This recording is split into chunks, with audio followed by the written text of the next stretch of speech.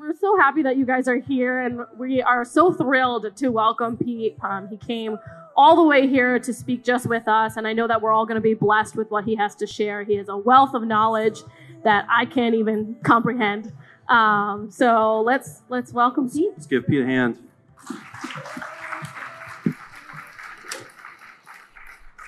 Thank you. Well, welcome everybody. So happy to be with you here, and thank you everybody that's watching online for your time too. It's a great day to be an author. Every day is a great day to be an author, but today is especially a great day.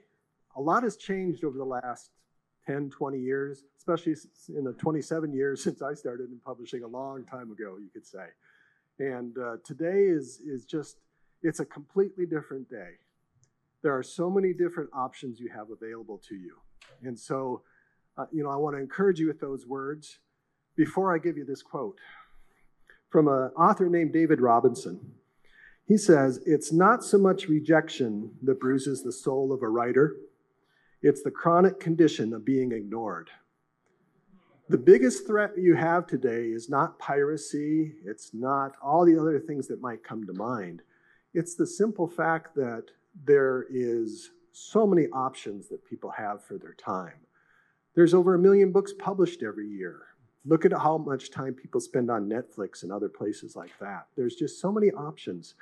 And so as you think of your career and what you want to do as an author, the words from Pancho were very encouraging to me. Just the fact that we need to be in the Word.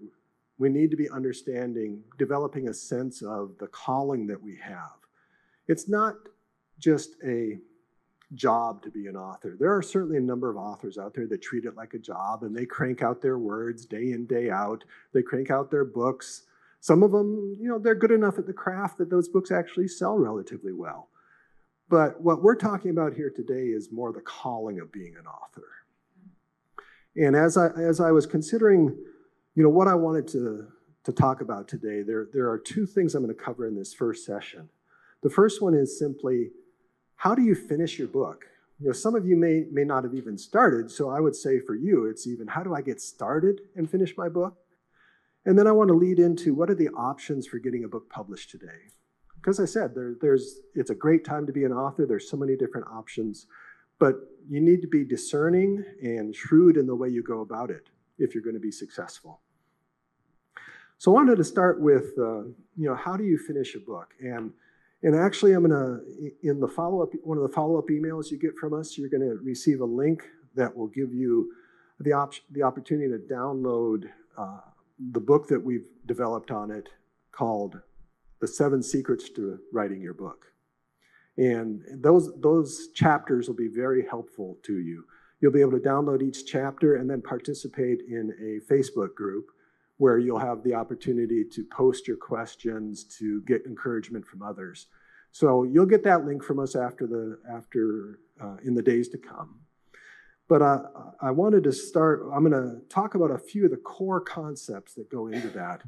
And the first one, it's very, very important that you realize you're a human being.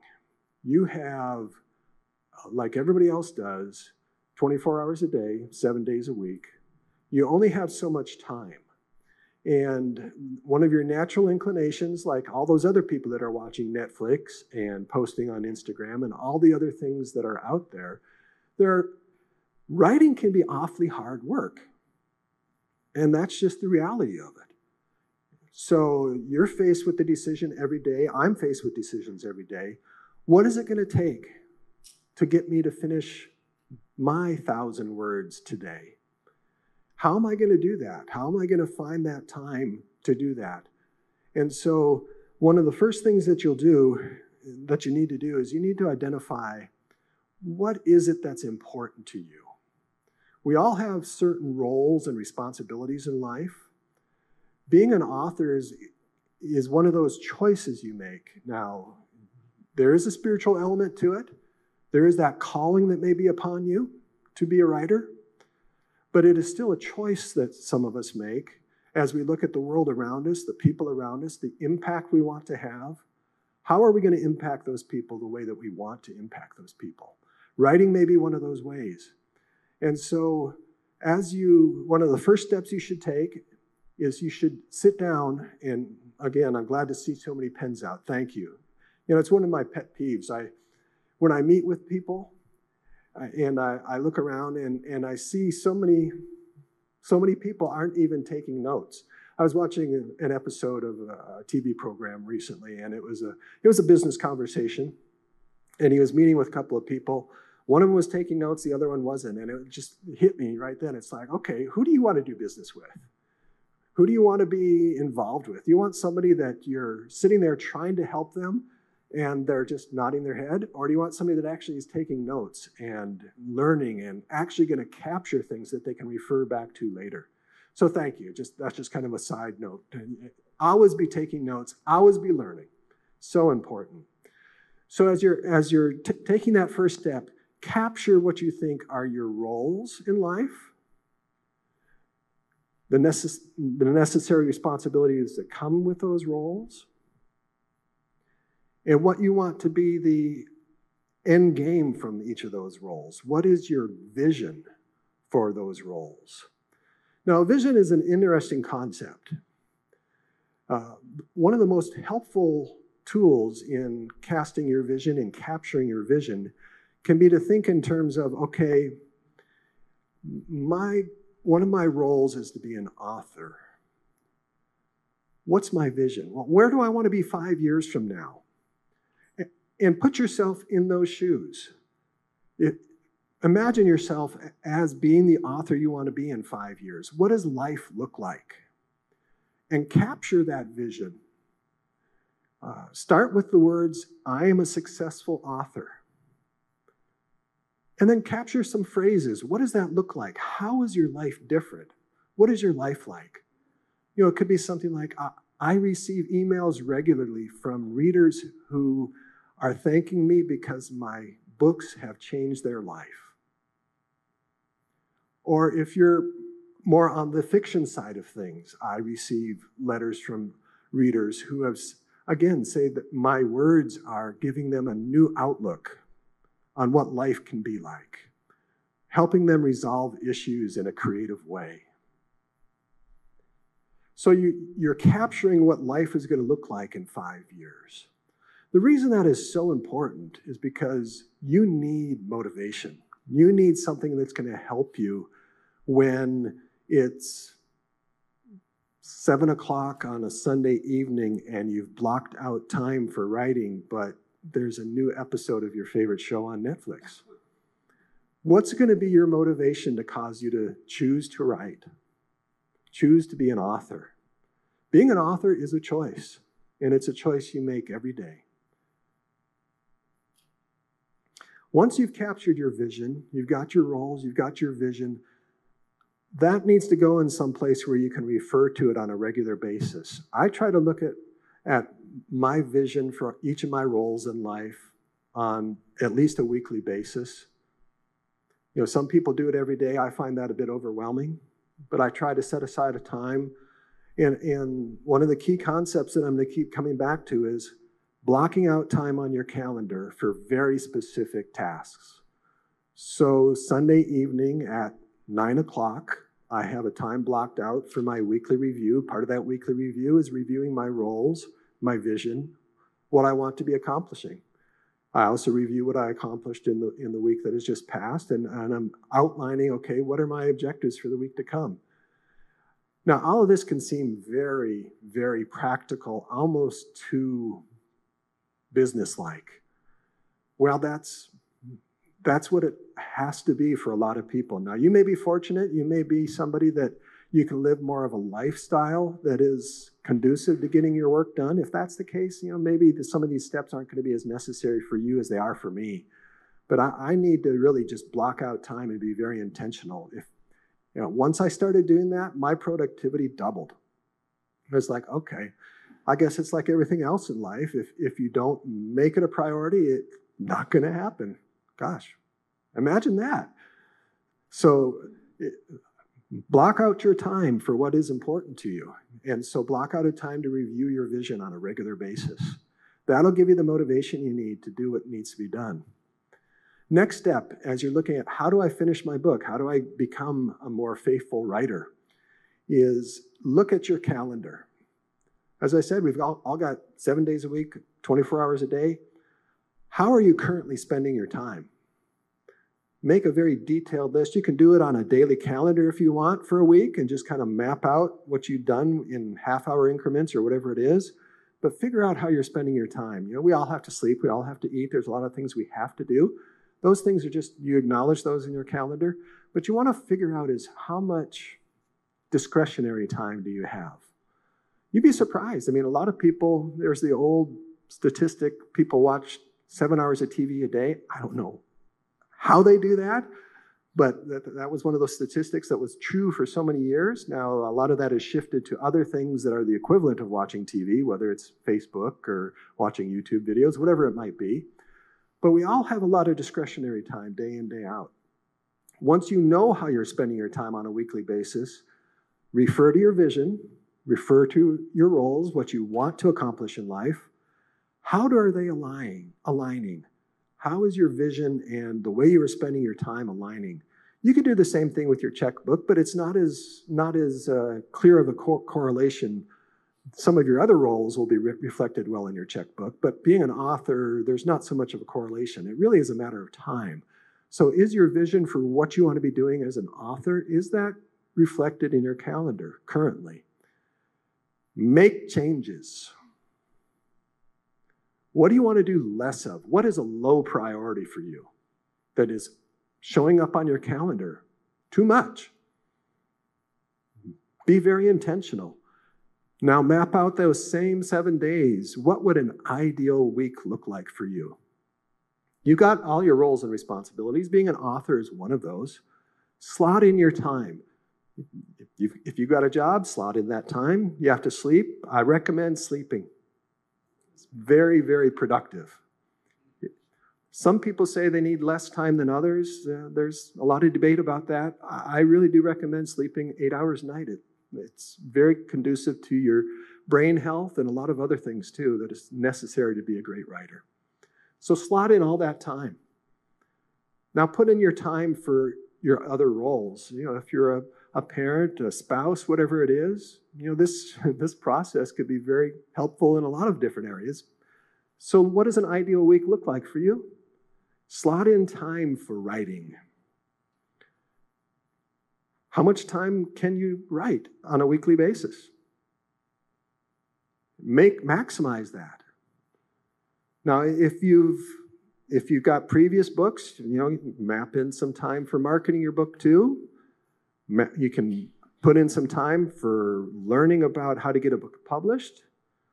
But make your calendar, make your time serve your purposes.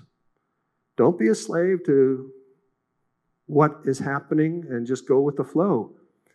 Use your time the way you need it to be used. Now, just those things alone, that should give you a lot of support in proceeding down the path that you want to be on instead of just continuing to go down the path you happen to be on. So make some changes. As I mentioned in the link, you'll get information that'll take you beyond that. I'm going to cover a few more key concepts as we talk about what does it take to finish a book. Let me pull up, it's actually helpful for me to even just look at the manuscript itself that you're going to get.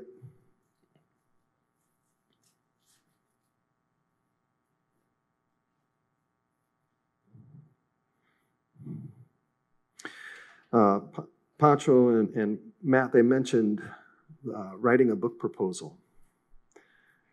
I'm going to talk a little bit this afternoon about that. That's what this afternoon's session is about. But it comes down to it's another way you can be intentional in what you plan to do as a writer. And developing book proposals is a very important step in that. Some of the follow-up material you'll get will be very helpful in that process too, so I won't spend any time on that right now. Once you've got your calendar mapped out, I think it's very important that you establish a deadline for yourself.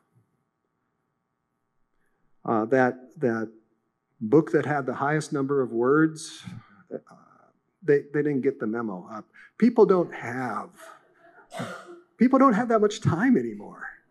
The trend, especially in nonfiction books, is towards shorter books that get to the point. I get so many books submitted to me that are, they're nonfiction, 70, 80, 100,000 words, some more than that. Wow.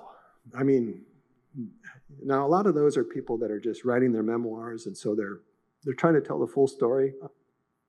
That's interesting, but no, people just don't have that much time. So set an appropriate target word count. I mean, that's again, we're talking about the practical matters of being an author. If you're writing a novel, those are tending to be a little bit shorter too, especially for aspiring writers. If you're, well, I was going to say James Patterson, but his are getting awfully short anyhow. But no, if you're writing a novel, 70, 80,000 words, that's a great place to be. That maybe even a little bit on the high end, but I wouldn't go much over that. If you're in the nonfiction world, 35,000 is a great number. You can even go less than that, but let's use 35,000. So 35,000 words.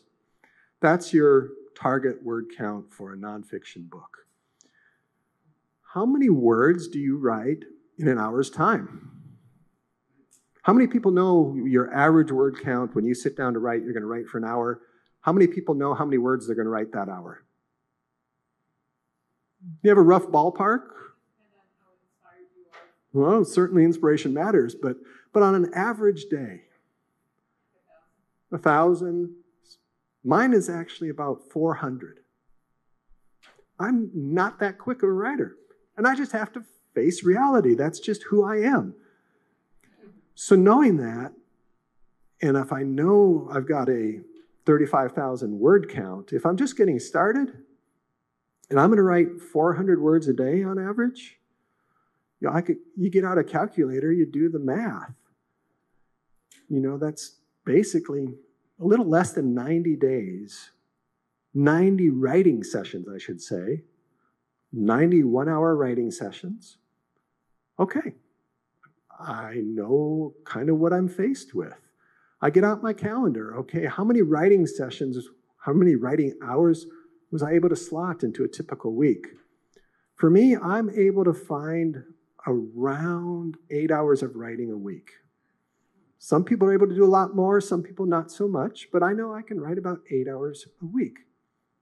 Well, I've got to find 90 hours, 8 hours a week. I'm 11 weeks away from finishing my book. Wow. That, to me, is encouraging. I know I can set a deadline in about 11 weeks. I put it on my calendar. Actually, I usually write, celebrate finishing your book.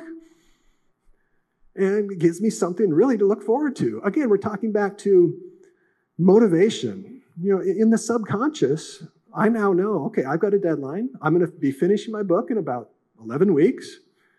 I've got the time scheduled on my calendar. And so when it comes to, again, that Sunday evening where I'd rather be doing something else, if my human nature was to speak louder than my purpose-driven nature, I can make the right decision. So there you go. You know about where you're going to be in 11 weeks. Now, yeah, you're going to have, I have 200-word days. Some days I'm very thankful I might have an 800-word hour that I'm writing. But those are few and far between, but I'm comfortable. I know on average I'm going to write about 400 words for each hour I sit down. So map that out. Give yourself the motivation that you need. Give yourself those goals. And I think you'll find that you'll be much more productive. Now, I get to the end of those 11 weeks, I'm 80% done. That's not a failure. I'm 80% done with my book. I've used my tools. It's gotten me that far along. I can push out that celebration, another 2-3 weeks, whatever it needs to be, and I'll get there. But my system, my motivation, my calendar, my tools are working to help me become the author that I want to be. It's not an easy process. It's a second job. But it's one that I value enough that I'm going to make it happen.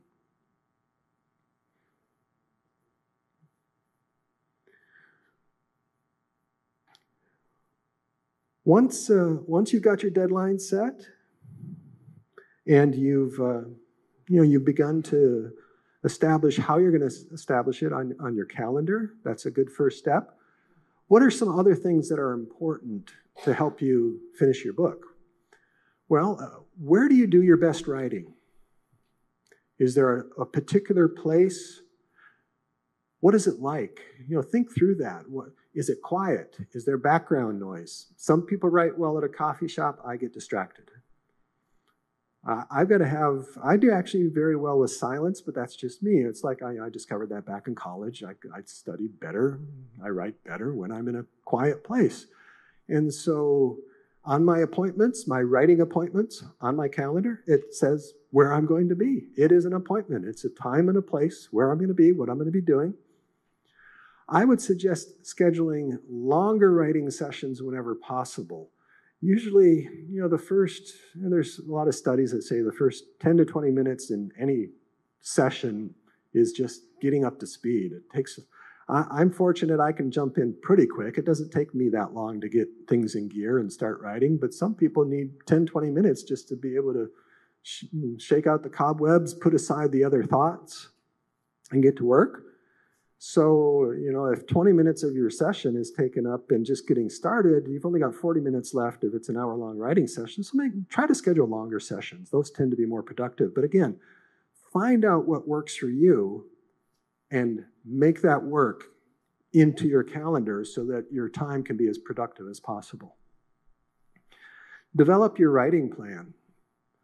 We'll talk about a book proposal, which is somewhat similar to a writing plan, but what do you need to accomplish? There's the concepts, are you a planner or are you a pantser? Are you a pantser? There's just these different phrases that they use for the type of writing that you do. Are you better at actually doing a very thorough outline and then working your outline? Or are you one that you actually perform better if you're just sitting down and going for it? So, there's different folks that work well different ways. Find out what works for you and then work it. Don't just assume you're like everybody else out there. Don't think you have to conform to what you're hearing from any particular source unless you know what they're saying is, if that rings true for you, then make it happen that way and work that particular strategy to the best of your ability. Develop your plan. What's it going to be? I think it's also important that you have encouragement from other people. Now, that may be a writer's group. It may be a couple of friends. It may be just your spouse or one of your kids. It could be even a parent. It could be almost anybody.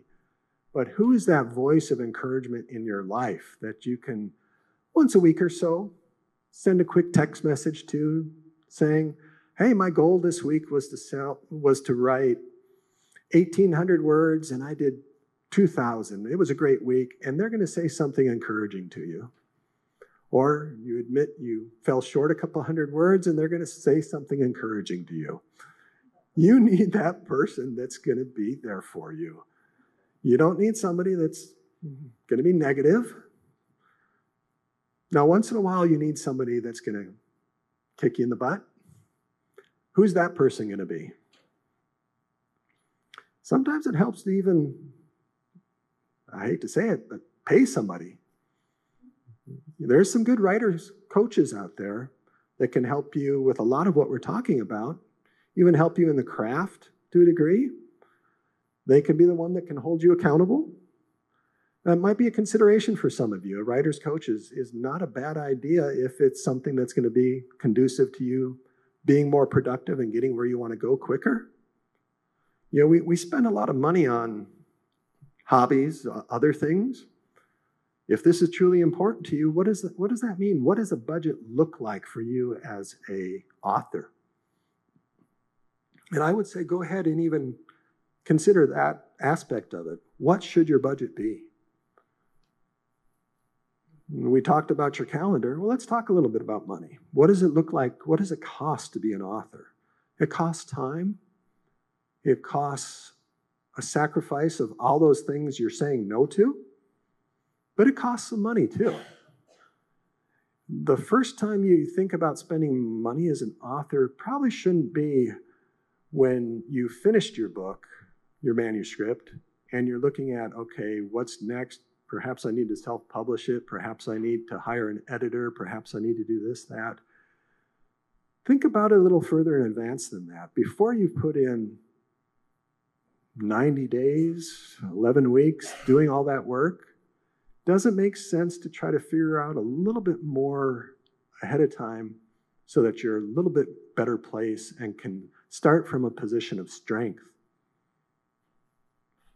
Just something to think about. That's not for everyone, but again, it can be very helpful. Now, once you've developed your book proposal, which we'll talk about this afternoon, you've got all your time scheduled on your calendar for the writing, you developed a writing plan, you kind of know what you want to accomplish. You know, there's different processes you can go through, but it's time to crank it out. Finish your first draft. Get it done. It will be an incredible sense of accomplishment. And when you do it, celebrate it. That person that was an encouragement to you, others that are important to you, go out for dinner. Celebrate the fact that you've done that. That's incredible. There's another one of the statistics is thrown out is you hear as much as 90% of the people out there, if you ask them, they think they have a book in them. In the industry, we tend to say, and 90% of those people should keep that book in them. But that is humor. That's not the case. There are some incredible stories that only one person can tell. Tell your story. Crank it out and celebrate it when you've accomplished it. Now I'm going to shift gears a little bit and start talking about, okay, how do you get that book published? Because as I mentioned earlier, there are a lot of opportunities. One of the handouts you'll get this afternoon, it basically talks about, takes you through several questions about how do you discern what the best way to get your book published is. There's kind of a spectrum, if you will. On one side, you've got what has become known as self-publishing. 20 years ago, it was called vanity publishing because there wasn't a good way to truly self-publish. The way you self-published 20 years ago was you paid somebody to print 5,000 books and you put them in your garage and there they sat for years. Thankfully, we live in a day and age with ebooks and print-on-demand publishing where you can create a book, you load it on the print-on-demand platforms, and until somebody orders that book, it just sits on the computer ready to be printed in a book format. And so there's no reason, if you ever hear from a publisher that you need to, we'll publish you, but you got to buy 1,000, 5,000 books, just run away from that. That's just not the way it needs to happen anymore. But so at one end of the spectrum, you got self-publishing. I made the transition about 10 years ago within HarperCollins Christian. I was a group publisher over one of our divisions, but we saw what was happening out there. We saw that some of the books that were becoming very, very popular, The Shack was a wake-up call. It had been self-published, and I'm sure a lot of you are familiar with it, went on to sell millions of copies. The author had submitted it to us and a bunch of other publishers. We all said, nah. Publishing is an art. There's a degree of science to it, a degree of rationale to it, but you can't, it's funny, there actually are some companies out there now where they want you to believe that you can upload your manuscript onto their website and they will tell you kind of what it's like and what your chance for success is. No. It may come to that someday, but it hasn't been operated that way since I've been in the business. you know, I've acquired a lot of books before I came over and started helping aspiring authors self-publish their books. And it was always, you're just using your best guess on what a particular book could do. The way traditional publishing, at the other end of the spectrum, let me talk about traditional publishing. The way traditional publishing works is an author who is strong enough as an author, has a strong enough platform, marketing platform, that they can help sell that book to a bunch of people. They'll go out and they'll hire an agent, and between the agent and the author, they'll create a great book proposal, maybe a couple sample chapters. Sometimes the whole manuscript's available. They'll take that book proposal and they'll send it to all the likely traditional publishers they might want to work with. And in the case of a Christian book, a Christian living book, they'll send it to the Nelson team, the Zondervan team, the Tyndale team, the Baker team. And it's the usual culprits. There's a very defined universe when it comes to traditional publishing. Each of those traditional publishers, we have multiple imprints at Harper Christian, so each of them has their publishing acquisitions board. They'll do it's called a pub board for short. Prior to that, the acquisition person that happened to receive it from the agent will perhaps tweak the book proposal a little bit, get some questions answered to try to figure out, what's this book like, and how did books like that sell? And so we're trying to develop a business case for, should we publish this book or not?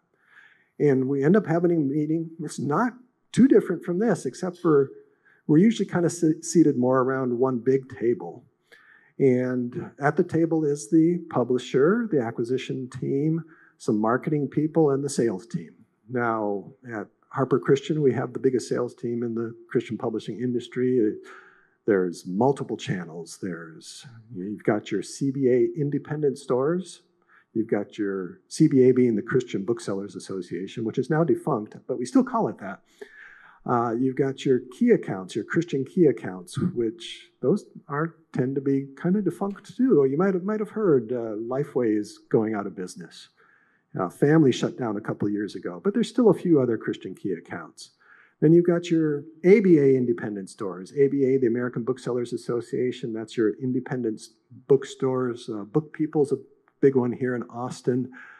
And then you've got your ABA key accounts, which is your Barnes & Noble, your Borders. Wait, Borders is gone too. Hopefully Barnes & Noble isn't too far behind. We'll find out. But then you've got this one account. Somebody say the name of it. Yeah, Amazon. It's very much a love-hate relationship between publishers and Amazon, between a lot of authors and Amazon too, but they sell a lot of books. And they therefore carry a lot of weight when we're making our publishing decisions. Other channels, there's exporting English books to other English-speaking countries. There's licensing the rights to a book for other languages if you want it done in Spanish. We actually at Harper Christian, we've got our own Spanish division. The folks in Mexico are probably familiar with it. We're fortunate in that way, but other languages, sometimes we go with the Harper, our parent company, HarperCollins actually has multiple languages, multiple offices around the world. So we have a unique connection there, but a lot of the publishers, you're going to license your other languages to other publishers in those countries. There's mass market sales, Walmart, Costco, etc., Target. So we have, from each of those sales channels, we have representatives in the room at the pub board. And the acquisition person will do a quick presentation, 5 minutes, no more than that. And the salespeople will respond with how many copies they think they can sell of that title in their sales channel in the first year. We'll do that for multiple titles during the meeting, 10, 15 titles. Those are the ones that were successfully presented by the agent to the acquisition person. The acquisition person was willing to take enough of their time and enough of the team's time to actually consider it. That's by no means, it's 1 in 10 let's just say roughly 1 in 10 of the titles that are regular agents that we work with on a regular basis, 1 in 10 of those titles will we bother to take, because we know each of the divisions, they've got their plans. They know they want to do, let's say it's Nelson Books, they want to do so many Christian living books, so many books for women, so many. And so they're looking at, okay, is this a good fit for my plan? They go through the pub board process. They get their sales forecasts for all those different titles, those 10, 15 titles. They run the numbers. Some of them, they just, the sales just didn't like it all, so we'll just cancel those. We'll just tell the agent no thanks on those. Others, the numbers look okay. And so, we'll do a gut check. Do we still feel, it's a good fit? If it is, we'll go back to the agent with an offer. But it may be, Tyndale may be making an offer. Who knows? This is, again, best case scenario. But there may be multiple publishers interested. And so the agent's going to kind of hold a kind of an auction, they call it. Sometimes it's a formal auction in a very precise period of time. A lot of times it's just glorified email. But the agent gets the best offer that they can for that author's book, and congratulations, that book has been acquired. There's a success story. So few. There's 1 million books published every year. Over 900,000 of those are self-published. Only about a year. Only about 60,000 or so come through that traditional pattern. And so I've given you the two ends of the spectrum. You've got self-publishing here, and you've got traditional publishing. How is it going to happen for you? You've got the spectrum to work with. You'll get the handout from me that talks about some questions you can ask yourself that will help you figure out where you belong on that spectrum.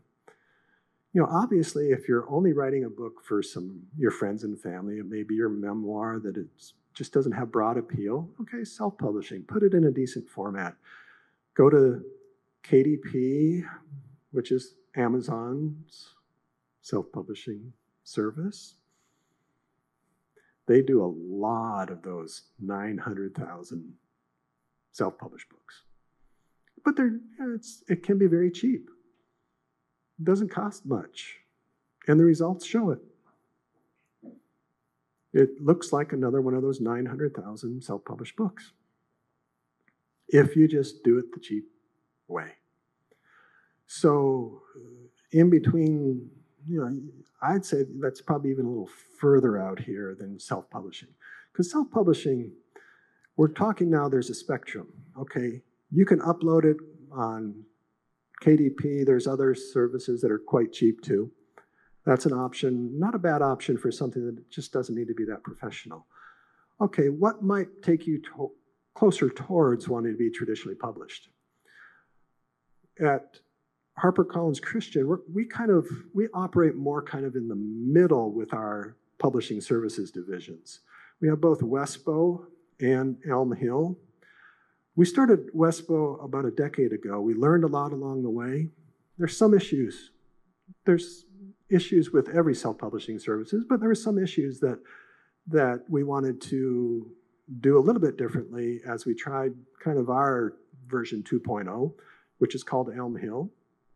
And it basically allows you to utilize the HarperCollins Christian sales team on some of the publishing packages to have your book sold into local stores, which that's kind of what's different about it. It's more of a hybrid model of, it's kind of self-publishing, but it's kind of traditional publishing too, because you have that opportunity to have your book sold into local stores. Now, how important are local stores? Well, it depends on the type of book you do. We mentioned Amazon. Well, there's some categories of books where Amazon's probably selling 60 or 70% of the units, maybe even a few more on some of them. But there's a lot of categories: Christian living, academic Christian books, a lot of things that are not where Amazon wants to focus their time and money. Those are still more of a 70% through others, and 30% maybe or more through Amazon, but it can be lower. So do you want to give up 70% of the sales opportunity by focusing just on Amazon with your book? It's another one of those decision factors. KDP, if you go with KDP, you are just Amazon. That's the only place that book will be available. Now you can, again, if it's just for family and friends, you can order print copies now from KDP and pretty good quality. It is amazing, the print-on-demand technology out there, one book at a time, but the quality is amazing. It's wonderful. It's a great day to be an author of anyone along that spectrum. But let's talk a little bit more about what is it going to take for you to be successful as an author? Let's go back to your vision. What is your vision as an author? You captured the process I mentioned at first. What does it look like for you to be successful in 5 years? Is it only influencing your family and friends with that edition of your book?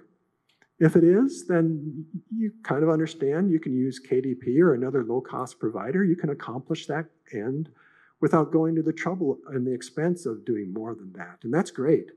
You want to accomplish your vision. You don't want to accomplish anybody else's vision. So if your vision is to influence your family and friends, do that. You don't have to go down the path of doing more than that.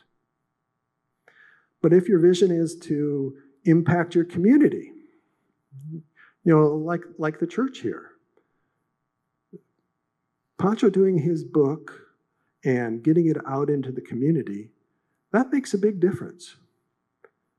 And a lot can be done by getting copies into all those different sales channels in one community, especially for a local pastor who is influencing specifically that one community, or a local author. If you speak primarily in one community, focus on what's the best way to get done what you need to get done. But you need to take it beyond that. Now, the other factor that needs to come into play is, what are you capable of doing? A lot of folks want to be a best-selling author and impact the world. Pancho kind of mentioned that when he was doing his book proposal. He wanted to impact the world. And his friend was kind enough to help him with the book proposal.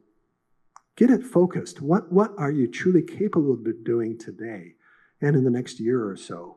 How big is your platform? That's a key word that you're going to hear a lot in the being an author and in the publishing world. How many people can you influence? How many people are on your email list? How many people do you communicate with regularly through social media? How much speaking do you do? How big is your platform? Your platform, this is a platform that I'm standing on right now. It allows me to communicate better with you. The microphone is part of the platform. Your platform is your email list, your social media, your speaking ability, your speaking schedule. What does that look like right now? And what are your goals and your plans for developing it in the next 5 years? Because it comes back to, okay, if you want to do more than just influence your family and friends, you want to take it, you think you should be able to get an agent and get published traditionally, well, that's going to be tricky because you've got to be able to communicate in your book proposal, what does your platform look like? One of the key things that causes acquisition people and agents, let's start with agents, they're not going to be willing to represent you unless they believe your book can sell 10, 20, 30,000 copies at least. And you have to think in those terms of, okay, if I'm going to sell, let's say 10,000 copies, we'll keep it conservative. How many people do you have to contact to sell 10,000 books? It's a lot of people. And so what does your platform look like currently? What are you doing to grow it? There's a lot of great information out there. Okay, I'll get to a point. Thank you. There's a lot of great information out there on how to develop your platform, and do some research. Again, it's a great day to be an author because you can Google just about any topic and you'll find some great content. There's a lot of great indie authors out there that are helping other authors learn how to market their books well. And so, you know, figure out what is your plan. Develop that marketing, that platform development, the plan that you want to have in place and be working it, because you've got to be able to convince that agent, and the agent's going to want to know that they can convince the publisher that your book's going to sell a lot of copies. I always suggest to people that have that dream, that vision of being a successful author of impacting people beyond just a local level, try to get an agent if you can. But spend only an appropriate amount of time going down that path. I know too many people that have been trying to get an agent for years, or they try for a year or two and they put it aside. Have plan B in mind. What is your plan B? If you can't get that agent within 6 months to a year, go down that path with plan B. Self-publishing is no longer vanity publishing. There is not nearly the amount of stigma there was, and it gets better and better every day because there's more success stories every day. On one side of things, there's actually the desire from a lot of traditional publishers to acquire those indie books that are successful, but the indie authors are saying, no, thank you. I make more money as an independent author selling my books through Amazon and other retailers than I would make if I was traditionally published. Now, those also are rare exceptions, but they're out there. So you can see there's a broad spectrum of opportunities. It is a great day to be an author. You have options. But develop your plan, work your plan, understand what you're dealing with, be realistic, but make it happen. I think we've got dinner ready here in just a few minutes, and so I'm going to stop at this point on this session, and then the next session I'm going to talk about, okay, what does it take to put together that book proposal? The book proposal is necessary not just to get an agent, but you should do it before you start writing, because it's going to help you actually develop that vision for your book. And that is so necessary if you're going to do it in a way that's intentional and has the best chance for success. So thank you for your time. It's great to be. Yes, there's a question?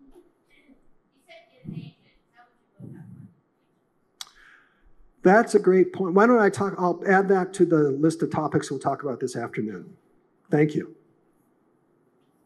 Can we give a Pete hand? Yeah.